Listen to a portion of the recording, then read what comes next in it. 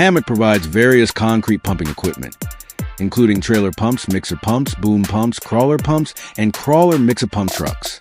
These units are configured for different site conditions and operational requirements.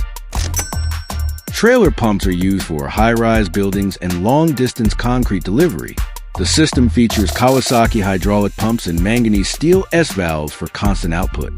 The DHBT series offers 30 to 90 cubic meters per hour capacity with electric or diesel power. These models address pumping pressure requirements in high volume and high head construction. Concrete mixer pumps integrate mixing and pumping systems on a single chassis. It solved the issue of lacking ready-mix plants at small to medium sites by enabling on-site mixing and direct pumping.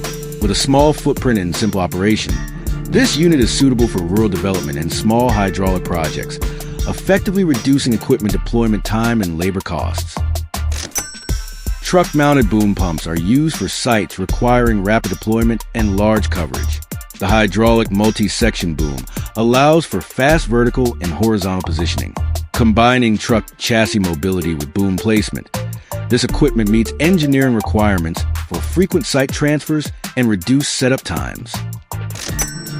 For uneven terrain, crawler pumps use hydraulic tracks for movement on muddy or rugged ground, addressing deployment issues in mines, tunnels, and water conservancy. The crawler mixer pump truck integrates forced mixing with high-pressure pumping.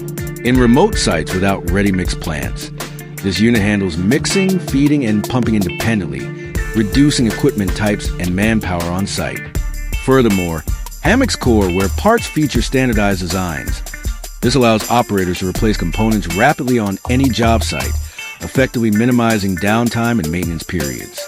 HAMAC provides customized configurations for concrete pumping equipment.